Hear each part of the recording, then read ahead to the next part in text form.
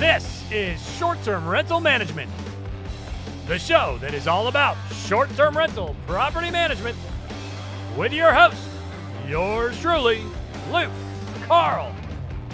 Here we are, Short-Term Rental Management, long-haired Luke. It is an honor, it is a privilege, it is a Tuesday, and I love you. And today we're going to talk about phone systems, how we're going to answer the phone. Oh my goodness, what happens if my phone rings at 2 o'clock in the morning? I can't do this. I don't want to be a property manager. Yes, you can, man. You can do it. You can do it. So that's what we're going to discuss today, and I'll give you my tricks and tips and secrets as far as the phone system right after today's sponsor. This episode of the Short Term Show is brought to you by The Short Term Shop. If you're interested in buying a short-term rental in one of the top vacation markets in America, just go to theshorttermshop.com and click Get Connected with an Agent. If you purchase a home with the shop, you'll have access to all of our client-only benefits, such as training on how to manage your short-term rental. So we'll teach you everything you need to know, from how to set up your Airbnb and Vrbo listings, to how to use the property management software that you'll need to streamline your business, all the way down to helping you source your local boots on the ground like cleaners, handy people, etc. We've taught thousands of people just like you how to buy and manage their vacation homes from anywhere in the world. So head on over to theshorttermshop.com and click Get Connected with an Agent to get started. I do have to mention that we're brokered by EXP, or else I get in trouble. We'll see you guys over there. All right, great to be here with you as we talk today about the phone, man. Oh my goodness, what am I going to do when a guest calls me at midnight? What? Holy crap. I'm so worried they're going to call me, and what do I do about that? And what if I do have an emergency? What if there's an emergency in the middle of the night? How do I handle that? Well, I'll tell you my system, okay? And it's just come from years and years of trials and tribulations and dealing with trying to find a damn company that would work with my systems and my softwares, etc. And I came across several in my journey. I used Google Voice, of course, for many years, which does work, by the way, because you're going to run into an issue with integrating with Airbnb. Airbnb has very strict two-step process, and they don't like most third-party phone services. So you can use Google Voice with Airbnb, and there's a benefit of that. You know, I think really if you're looking for an alternative to your real phone number, you don't want anybody calling your actual cell phone, and I totally get that. It's kind of creepy and invasive, and you don't want these random strangers not only sleeping in your house but having access to your personal life and your cell phone. Google Voice is probably a pretty good alternative. Problem with Google Voice, doesn't really have a lot of systems involved. It's very difficult to integrate more than one phone number. They don't have really a great way to hook multiple users. If you've got a virtual assistant or other members of your organization, your property management company, it's difficult for that to work. You can't really be logged in on two different computers at the same time to Google Voice. So I did it for many years, made the best of it, and eventually we started shopping around. I tried a ton of different options out there, like Grasshopper, which is a really good service. And I landed on one called OpenPhone, which I'll be honest with you is the only one I was able to find. There may be others. The only one I was able to find that would integrate with Airbnb. Now, Vrbo is a little bit easier. They don't seem to be as picky.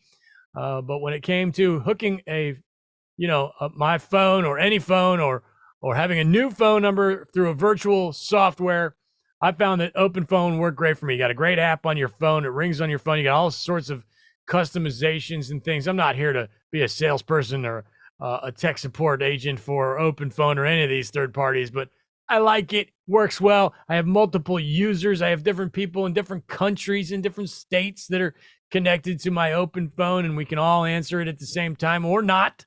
Again, it has a lot of different settings in there. You can set up your after hours message, etc.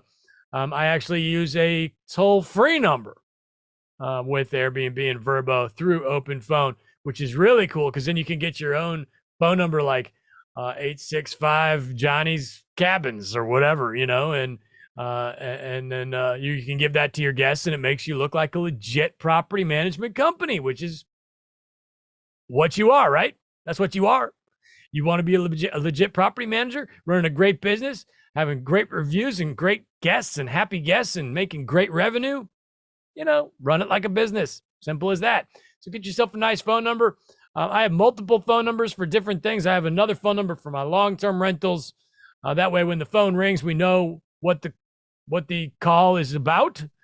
Because I do the same thing with my emails. I like to do it like a filing cabinet, right? So each phone number has a purpose. One for long terms, one for short terms. You could maybe even have a different phone number. If you really wanted to go crazy, you could have. I'm in 4 or 5 different states with my long term, so I could set up an area code for each of those states and make it look like I'm local and official. To me, that's a big giant pain in the ass. So I'm cool with one phone number for my long terms and my multi-family, et cetera, and then another phone number for the vacation homes, because those are, obviously completely different animals there, so I want to separate the two different people answering the phone. I have different folks working for those. I have 2 different companies. So I've got my short-term rental property management company and my long-term rental property management company. My long-term has multiple third-party property managers, under its umbrella as well. And we manage the managers, so that kind of thing. So open phone's great. It's going to cost you a little extra to get a toll-free number, and I think it's worth it. I really like being able to give my phone number out and tell the guests, hey, here it is. Here's how to get a hold of us, and it's a really cool phone number. Makes it sound official, and then do you want the guests calling you? I think in most cases the answer to that is no. It used to be anyway. Now, I tell you, the deeper I get into this and the more I take myself seriously as a property manager, I do want to be available, at least to a certain extent. I don't want to encourage people to just call me for every time they can't figure out how to turn the dishwasher on. Maybe you should sit there and spend 2 seconds and figure it out. It's not that hard. It's a brand new dishwasher. I make sure my houses have nice stuff, but I do like to be available, especially during business hours. If you've got a question, you got a problem, you can't figure out how to sign your rental agreement, you can't find the house, whatever the case may be, give us a call. We're happy to answer. I used to be anti. I used to think that if I had to answer the phone, my systems were not functioning right. Like my auto messages were not doing their job, and I was all offended. But now I'm happy to answer the phone. I'm happy to give great customer service. And of course, I have folks helping me with that as well. But I'm very much active in the organization. I'm the boss, if you will, and they come to me for help and things like that. And it's a great way to live your life. I'm really enjoying it, And then what about late night phone calls? Well, I think you do really want to have a business hour situation there where after 6 o'clock, we don't have to answer the phone like every other property management company on the planet, every other business on the planet. They're not going to answer after hours. Why would you? We're closed. We have lives. We have children. We have families. Now all that to be said, if you want to answer the phone after hours and go above and beyond, sure. Okay, that's cool.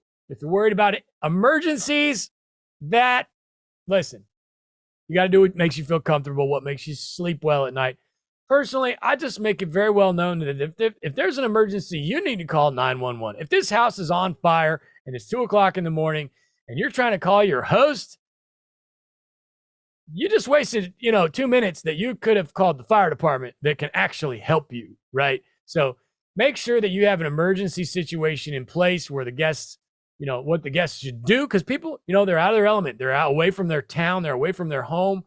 They might even know the fire department in their hometown. You know what I mean? So call 911 if there's an emergency. Also, not a bad idea to put the address of the property in multiple places, even in the home, like by the front door would be a good idea. Because if they start calling 911, first thing 911 is going to do is ask them where they are, which, of course, they're probably going to be able to pull that up automatically in 2023, right? But just in case, you might want to have some sort of little plaque or something cool, official looking, maybe with a QR code for your guidebook or something by the front door. If there's an emergency, here's our address. Let the fire department, let the police know. And then hopefully, you get a little bit better response time. Again, why are you calling your host? You know what I mean? And I think that's a new host's fear, and it's an irrational fear. Oh, my God, if the house is on fire, they need to be able to get a hold of me. No, they don't. Are you a fireman? Listen, I'm not here to offer legal advice, but that sounds to me like a really bad idea. Call the fire department if there's an emergency. Call the police if there's an emergency. God forbid, I'm praying for all of you. Hopefully that never happens. But I'm going to tell you right now, a trained professional that is local is going to do a much better job than a host that has no idea what's going on from 16 states away. You know what I mean? So make sure that 911 is easy to figure out, and that's what they know what to do if, God forbid, there is an emergency. Join me live every Thursday for a weekly Q&A all about short-term rental. If you like my vibe, if you're digging the long hair extraordinaire, Cash Flow Carl, and want to ask me questions in real time, join me at strquestions.com. It's a lot of fun. strquestions.com. And then let's talk after hours for situations like I have a home in Destin, Florida. Beautiful, beautiful home. Very popular property. I've owned it for quite some time. It's not very far from the beach. Every time I go to that house, which is often, I am just blown away that I own that thing. You know what I mean? It is like, wow. And that was an Avery choice there. She found that one, and I thought it was a terrible idea at the time. And man, she was right, as your wife's always right, right? Am I right, guys? You know, so I've got this house in Destin, Florida. Destin, Florida is a fairly strict market as far as licenses and permits and regulations are concerned. And you may have a market like this as well, where you've got to have a 24-hour emergency phone number, okay? Now, you got to have a local contact. That's a whole different thing. Local contacts, by the way, usually your cleaner's okay with doing that. But, and some markets even have professional local contacts, almost like a registered agent for entities. And then you can just pay them a small fee per month to be available. But usually your cleaner will be willing to do that.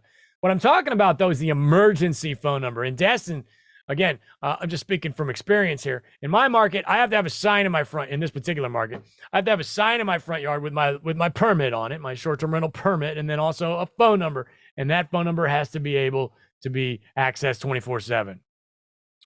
If somebody calls that phone number for whatever reason, maybe my guests are being too loud in the backyard at night, which is not allowed in it's against my rules anyway. I wouldn't be cool with that. But there is a phone number they can call and say, hey, your guests are being too loud. And in this particular market, if that phone number is called and nobody answers, I'm in big trouble. I could even lose my license, my short-term rental permit if that were to happen, maybe more than one time. So I was shopping around years ago, and I was okay. I got to get somebody to answer this phone after hours. I can't do it. I'm sleeping. I got a life. I'm running a business over here. I need to make my business grow. I got to hire. So I went out and found a virtual receptionist. These folks, there's tons of these companies out there. They will answer the phone after hours. It's a fairly reasonable fee. I hired one for this particular house, and I started giving them some scripts, and it's going to take some time to implement this. You don't even know what to tell these folks when you're brand new, right? But I started a script that said, is this an emergency? Yes or no? Which house are you at? Anyway, I started bringing in extra houses. So which house are you at is like the first thing they ask. Is this emergency? Yes or no? If it is, yes, call 911. And then, and how can we help you, basically? And if they say, hey, we're locked out. Okay, I've got a system there. I've got a lockbox. It's in the same place on all my short terms. You're standing at the front door, you turn around, it's on that post right behind your head, right? They all have the same code. So they'll say, are you locked out? Yes, I am. Okay, well, here's the, what's your name? We can qualify these people to make sure they're actually staying there, of course. And then we can get them that code for the lockbox. Maybe, who knows? You can do that in any number of different ways. Maybe the virtual receptionist sends you an email to confirm that this person actually belongs there or something like that. Or maybe you even say, sorry, we can't give you the code after hours. The code should be functioning. It worked, because a lot of times, guys, they can't figure it out, like putting in the wrong code, maybe put the wrong code in too many times and the lock froze up on them. Now, that being said, you might have a dead battery or something. That's not good. So you got to have systems in place for all this stuff. And you're going to need to come up with a bit of a system there, And anyway, virtual receptionist, I use Ruby. I love them. They're very friendly, very, very nice folks. Every time you call, they're so happy that you called and things like that. And it's very professional. So I have all my short terms sent to that, receptionist, and they answer the phone and they're super nice and they say, how can we help you? And usually what'll happen is they'll read through their quick little scripts there. I just have 1 or 2 sentences on the scripts, and then I'll get an email. And usually, I'm going to tell you right now, it's 99% of the time, it's nothing important. They just couldn't figure it out, or they were maybe they were lost or something like that. And then they can go to my guidebook. I can have my virtual receptionist say, did you refer to the guidebook? Because the guidebook, I have a digital guide. I use TouchStay. My guidebook has literally every single thing you could ever imagine about my house in there. So they could be like, no, what's a guidebook? And then the receptionist can give them the link to the guidebook. It's got everything you need to know about this home, that kind of thing. And really it's as simple as that. So if you're worried about, the phone ringing after hours and things, it's just like any other business in the world. You got a problem, you got to solve it. No big deal. Figure out what you're going to do. Again, that open phone is fantastic. It's, again, as far as I know, it's the only one that will integrate with Airbnb. And it'll make your life easier. I think you'll dig it, and then you get your systems up and running with that. And then you can hire a virtual assistant and make them a user on the phone so they can answer the phone for you. No brainer. So up your phone game. We're living in a world where people want access to you. It was super virtual all the time for a long time. And maybe it's just because I'm older now, but I do feel that folks occasionally want to talk to a human being. So implement a nice virtual phone system and maybe a virtual receptionist as well. You start growing, getting more properties.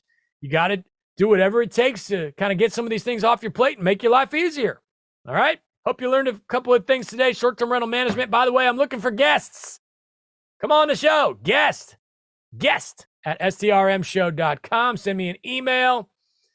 And also please hit me with a little 5-star review wherever you're listening to the show. Long hair Luke, reminding you, hold on. I'm going to give you a quote before we go. Let me give you a quote. Oh, this one is fantastic. I thought the show was going to be short. Next thing you know, it's going longer. Nothing in this world can take the place of persistence. Talent will not. Nothing is more common than unsuccessful men with talent. Genius will not. Unrewarded genius is almost a proverb. Education will not. The world is full of educated derelicts. Persistence and determination alone are omnipotent. The slogan, press on, has solved and always will solve the problems of the human race. How's that for a quote? And he's so right too, man. Nothing like hard work. No substitute for hard work. By the way, that was Calvin Coolidge. I'm long-haired Luke, and I love you. Don't overthink it.